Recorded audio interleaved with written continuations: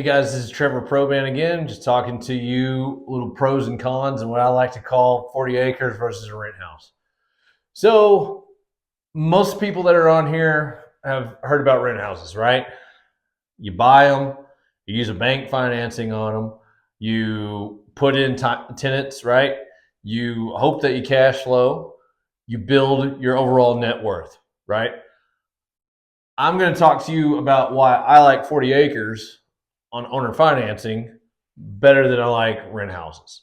Again, it's up to you to decide what you want to do on that. So, anyway, let's talk about rent houses. This is everything we know, right? Bankers will lend on it. Often it's going to be 80% of loan to value is what they'll add or what they'll lend on, right? High interest right now and high prices make cash flow dang near impossible.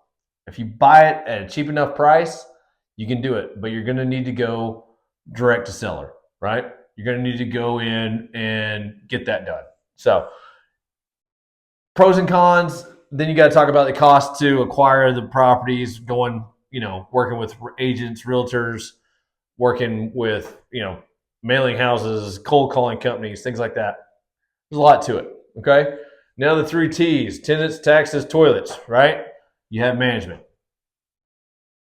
I like to believe that most people are good, that most people aren't good renters, right? So whether you have to deal with that or 10% of your cash flow comes from that is going to be the way you do that. Okay. A really bad tenant that runs the AC to 62 degrees in Texas all the time is going to blow up your HVAC, right? Someone who's got bad kids or one way or other, maybe you're going to have to do whatever it is, right? Lots of things can go wrong. Lots of things are great on paper. They don't work very well whenever it comes to real life, right?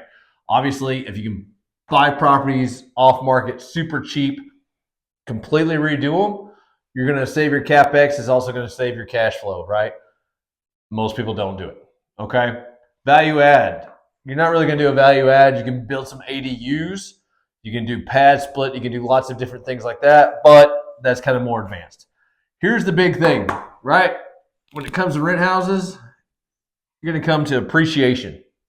You are going to be able to, hopefully, enjoy the appreciation for your assets.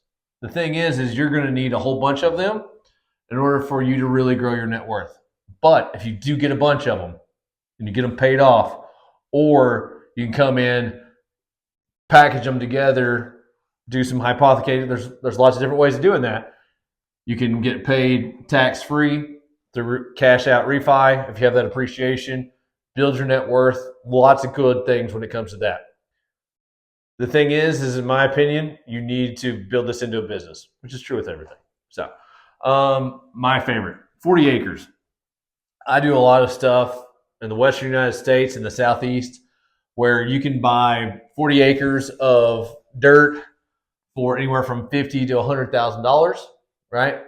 I'm often able to buy those at 50 to 60 cents on the dollar. How I'm able to do that is because there's not much liquidity in the marketplace at that sub $100,000 property price. Just the way it is, right?